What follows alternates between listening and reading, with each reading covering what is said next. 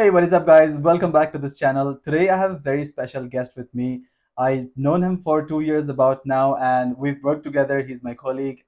We have done courses together, and today he's gonna share his journey of how he came from Pakistan to Canada as an immigrant and how he's pursuing his entrepreneurship. First of all, thank you so much, Shamikh, for coming today, and I really appreciate you spending your time. First, I'll try to summarize your life as I know it, as a friend of yours, and Okay. feel free to add to it if you have something that you want to add about yourself, about your journey that you have from Pakistan to Canada. So I know that you've been pursuing your education here as a bachelor's degree, Yep. which is in the computer science stream. You have also continued your social media marketing, entrepreneurship, freelancing, web development, and you also teach people on YouTube for upscaling their skills, right? So I just want to ask you how you pursued a computer science diploma in Canada, and what is the thing that motivated you to move to this country and take this educational path? First of all, thank you for having me here. And if I talk about my journey to Canada, it was a very difficult journey because I did my high school from an international baccalaureate diploma program. But due to that being very new to Pakistan, most universities did not recognize it.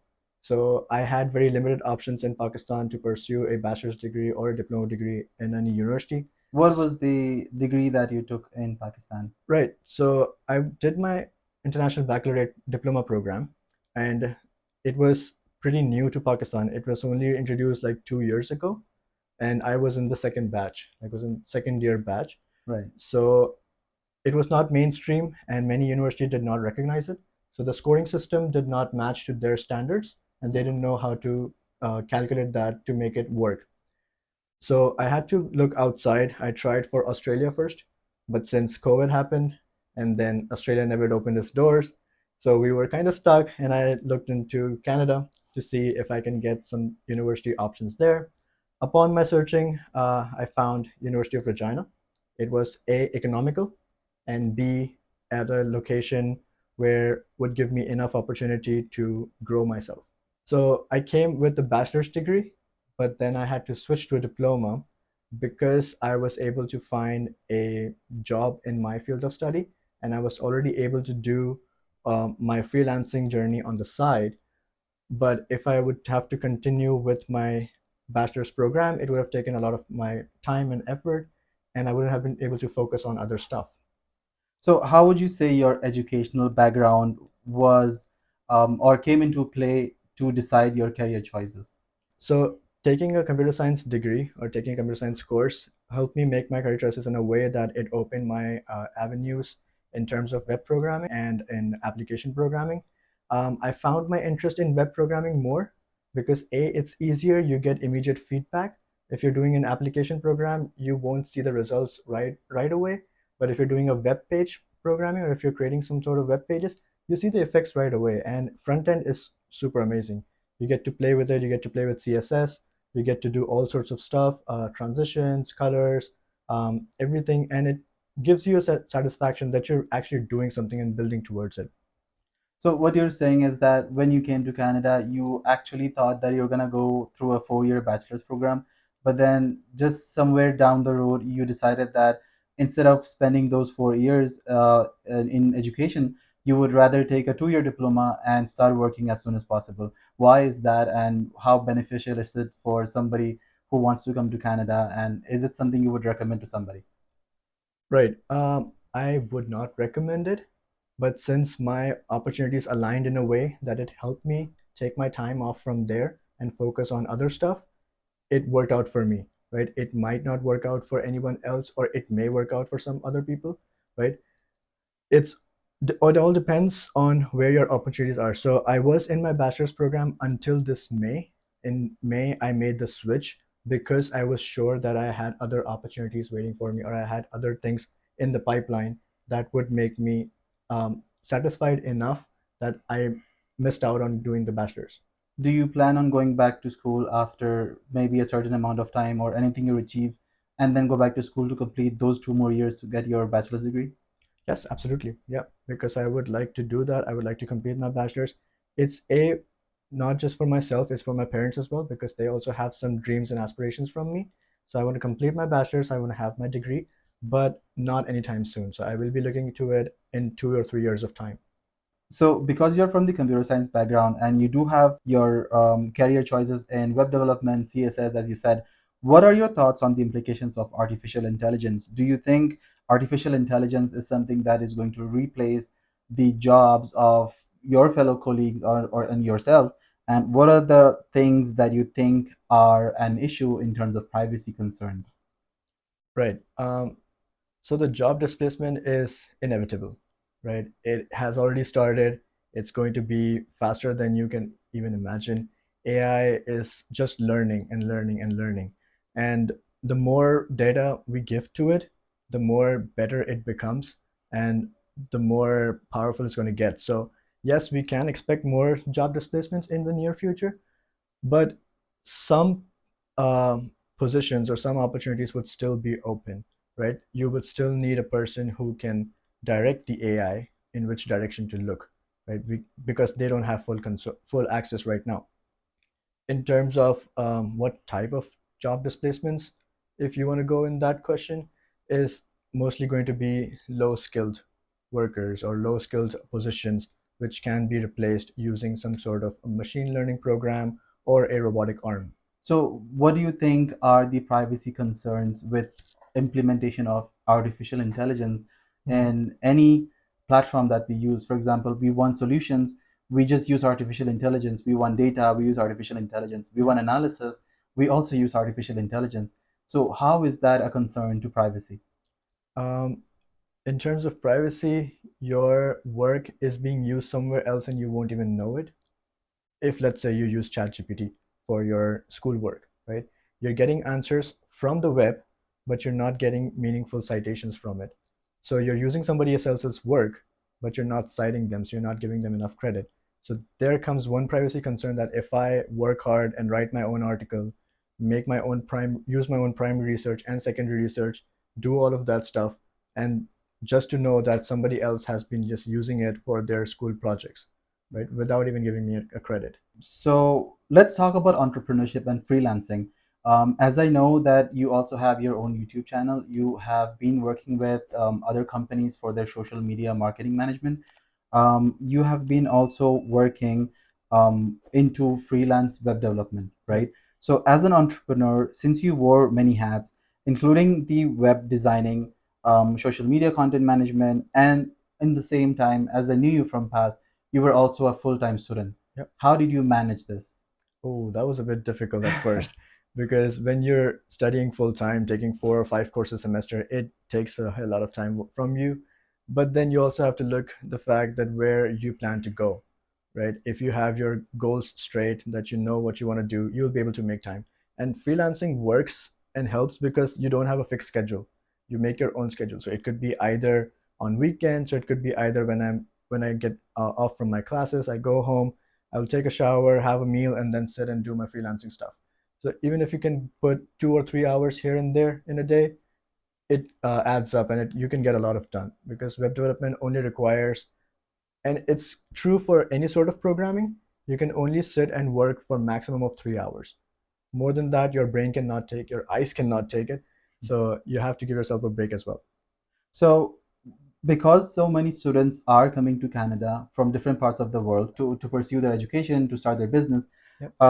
as an entrepreneur yourself, as a freelancer yourself, what would you advise somebody who wants to start their freelancing journey while they are also studying, or maybe at any point of their life, they want to start a freelancing career in the tech industry? One advice: it's never too late. This market is always going to be open. We are always going to be in need of freelancers, because companies do not want to hire a full-time employee. They would rather just hire a freelancer with no benefits, and they'll be able to pay them a little lower price, but it will be enough for to appraise your work, right? Instead of giving you a full-time position or a part-time position and making you come to a physical location, it's easy for the companies to connect this way and keep the position running. So there's always going to be some spot that you can fill in. It's for you to decide what your niche is going to be. where you will shine, where your ideas will be the most creative. So for that, you'll have to try everything. What I used to do is I used to make my own web pages, my own dummy pages, dummy websites, and I used to host them on free hosting platforms. And then I used to put them on either my LinkedIn or post them on my YouTube channel, so that I have some sort of portfolio to show to clients, so they can trust, they can know that I know this type of work, I can do it, and then it takes off from there. Basically, you would be branding yourself and you would be promoting your work Exactly. on social media and LinkedIn, right? Right. So you also have a YouTube channel called Upskill Yourself. I've been a subscriber since 2 years now. I know that you teach people for free development skills, anything to do with career choices. So how has that channel helped you grow in terms of your client and revenue?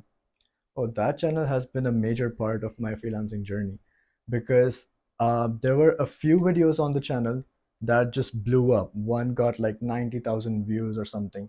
And this gives a strong impression to the client that your work is amazing. Your work is being seen by more people. They are believing it, they are looking for it. And it just gives you more comfort and satisfaction that, hey, your artwork paid off, right? This is what you worked hard for, and you know what type of videos starts to work, so you can plan your future videos accordingly.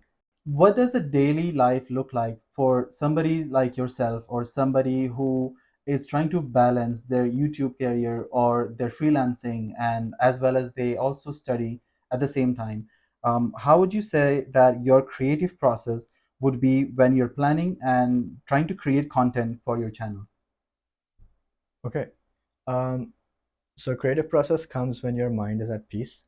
So you might not be able to do that if you have a very busy schedule, right? So you need to take some time off. You have to just allot those hours, like let's say 3 hours on a Saturday or on a Sunday in the morning, whatever works for you. I'm a morning person, so that works for best for me. I will get up and I will be just thinking of this, right? If I try to squeeze that in my week where I have a full-time job and I can't do that, when I come home, I would be exhausted and I won't be able to think in this way. So I try to put my freelancing stuff just for the weekends, where I have full days to myself. I have no other stuff. I might have a few errands here and there, but not something that takes a lot of my brain power. Right. So you would basically drive it down to planning and executing, right?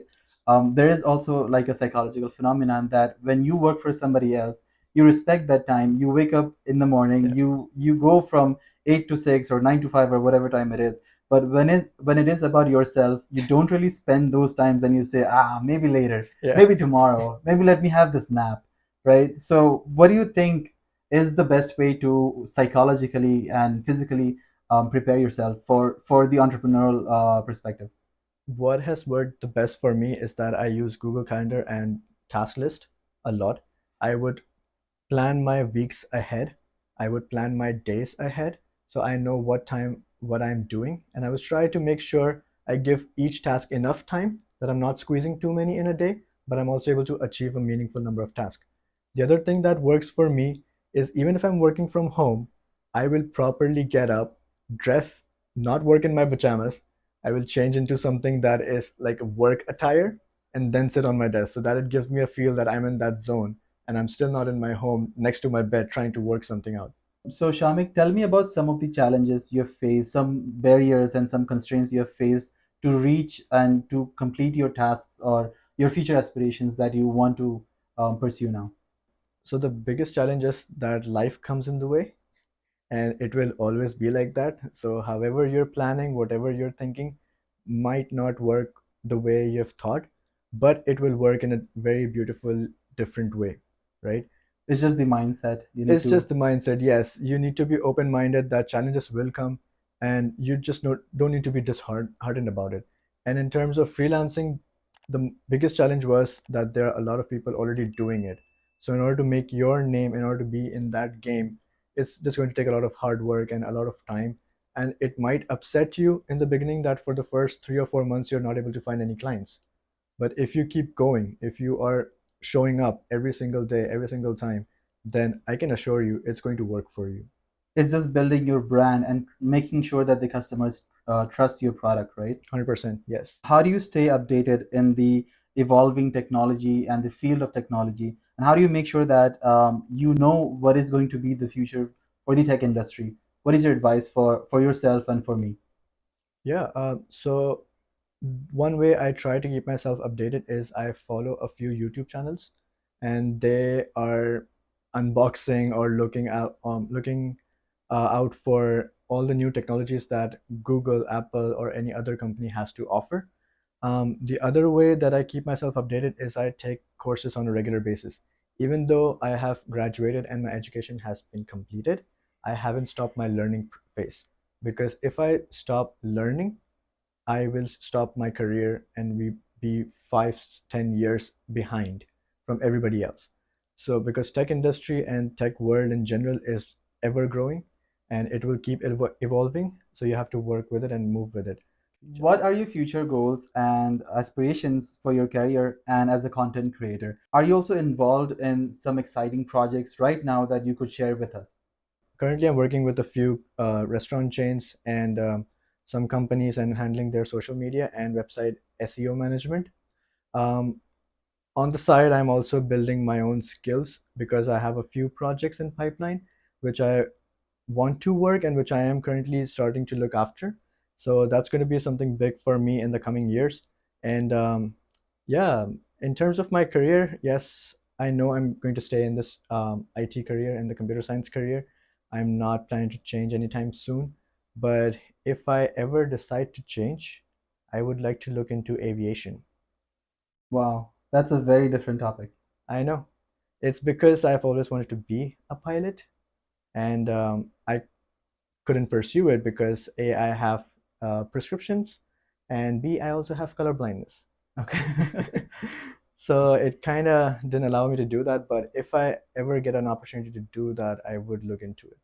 Okay, so because we have a diverse audience who's watching, who may be watching this video, what would you say for somebody who shares the same background like yourself, who is an immigrant from any other country and who wants to come to North American countries like the Mhm, US or Canada? mhm. What would you say them when they're considering a career change or maybe trying to pursue entrepreneurship or something to do with technology, right? What is that advice that you would give a young version of yourself? So one big mistake I did, I had a job before, but I didn't like that job. Was it in the technology field?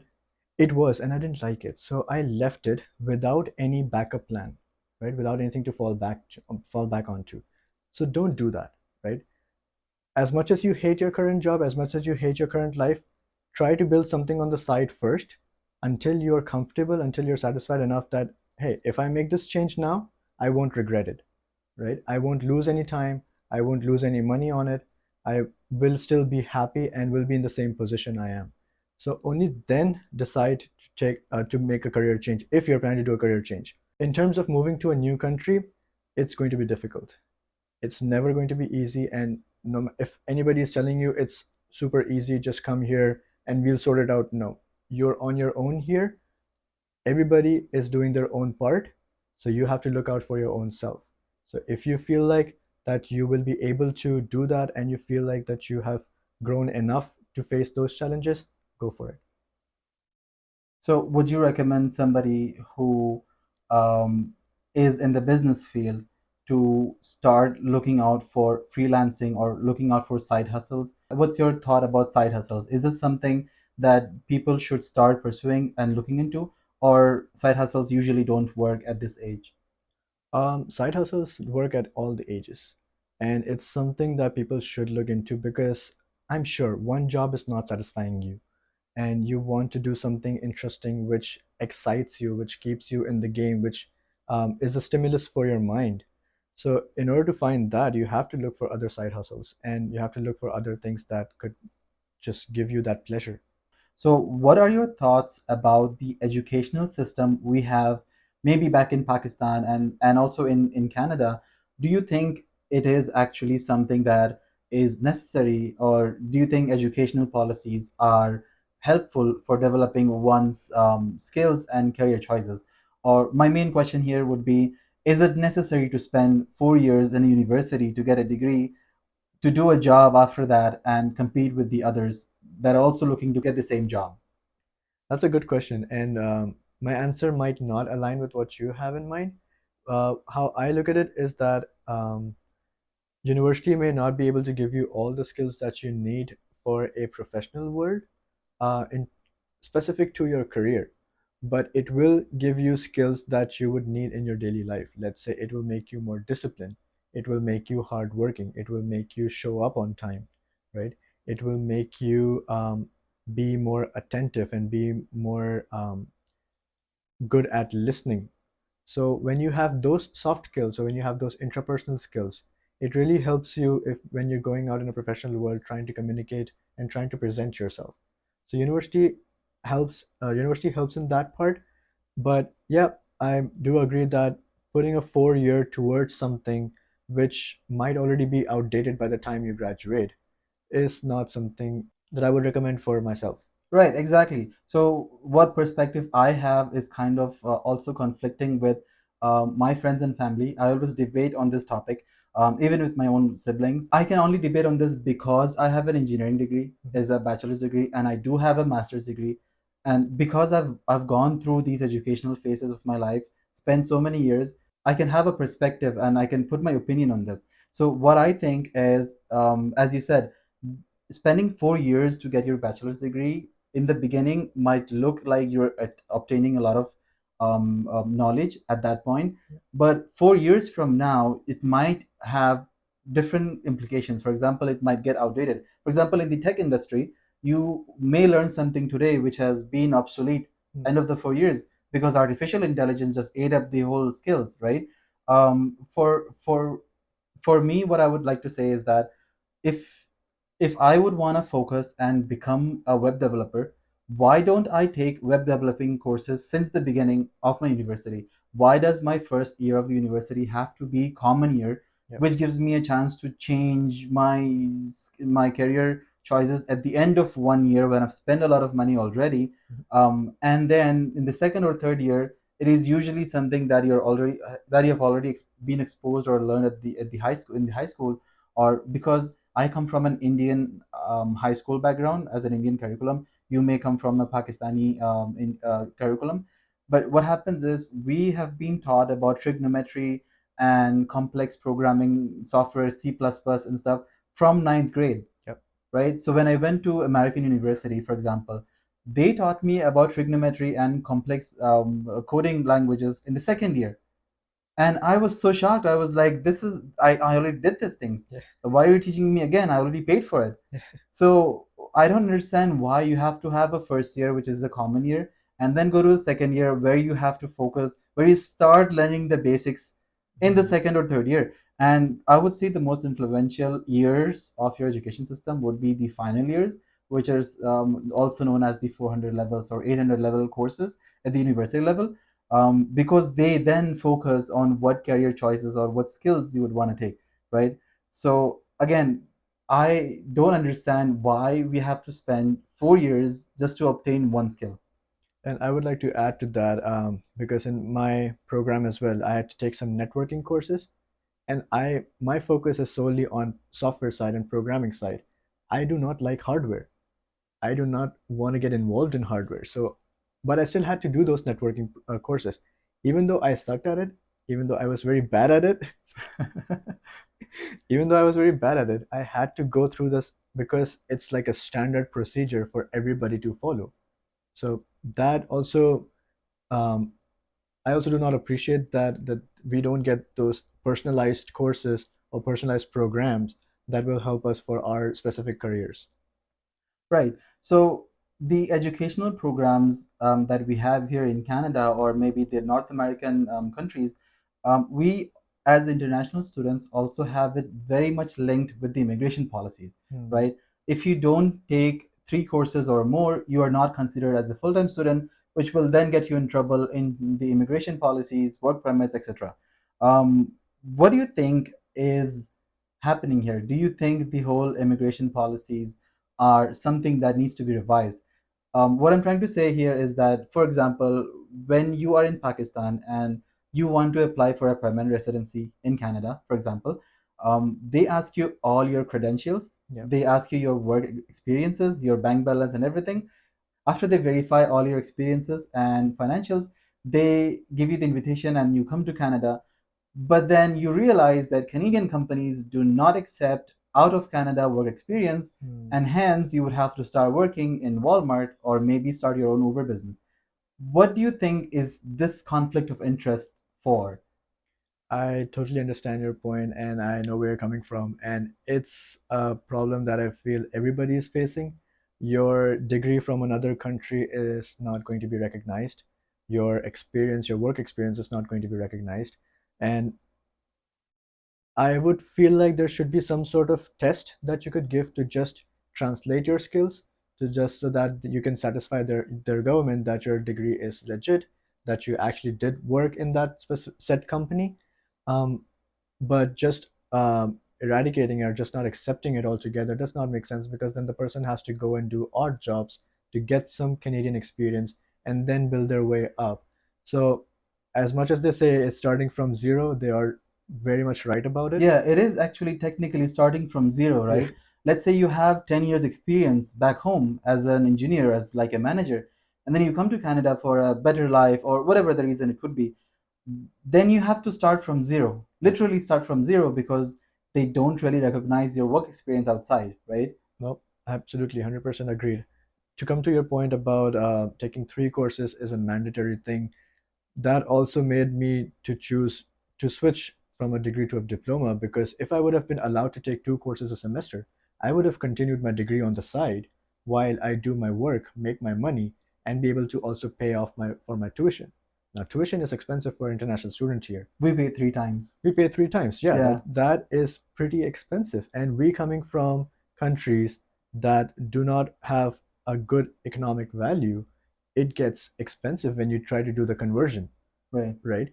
So if I was allowed, or if any one of us was allowed to take 1 or 2 courses a semester and continue their program, it becomes so much easier. You can work full time while your education is being part time. You keep on track with your studies, you don't lose focus, you are still disciplined, you're still learning, and you're able to finish your degree. So I do feel that those policies need some revising, but I don't feel like this is going to work in any time soon. What are your thought process on cryptocurrency and financial institutions?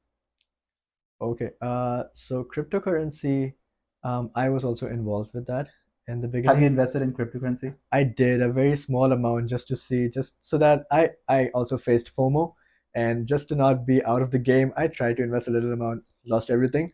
But um, you're not surprised, I can see that. But yeah, it's something that is going to. I still feel that this technology needs some work, and if that could if the work could be put in properly, if the web3 can improve itself, there are a lot of opportunities for many of the programming folks out there, or many of the computer science people out there. It will open so many more job positions, and it will open so many more avenues for these people. In terms of financial regulation, cryptocurrency is not regulated, and that was the entire reason behind having the cryptocurrency, that some things might not be regulated. The government might not have control over everything. That was the entire thought process.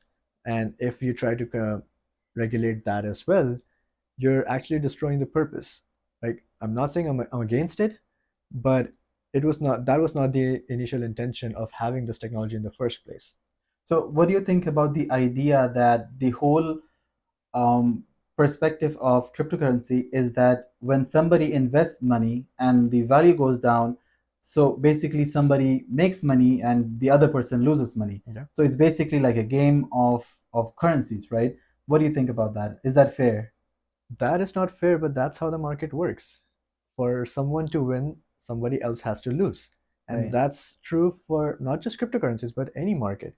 If you do regular stock trading, if you're a regular investor in stock, or if you buy any other asset, you will be losing some value for someone else to gain value on top of it. That's how money moves. You cannot make money out of thin air, but you just move money from one place to another. What are your thoughts about the economic impressions and while we stay in Canada, if you want to start your business and you have your own revenue from working full-time jobs, what are your perspectives on taxations, and how much do you think a person would have to share with the government when you want to earn something? So if a person has like 4 to 5 income streams and is making enough to fall under the tax bracket, it's going to be painful for you, because not only you're taxed on the amount you make, you're also taxed after that. So if you go to buy something, you're taxed on that. If you want to fill up gas, you're taxed on that. So it's kind of, you're paying tax everywhere. It's double the tax. So whatever you're making, you're actually losing more on it. So the higher number you go, let's say if a person makes about 5 to 6 thousand a month, right? Canadian dollars. Canadian dollars, right? It puts them under a bracket, I believe, for 20% tax. Yeah, 20, $60,000 a year, yeah, which is about 28% income tax. right. And that too, if you are by yourself, if you're single, that's 28. But if you are married, then your spouse's bracket and your bracket is added, and then you pay a lump sum of a big amount of tax. Oh, wow.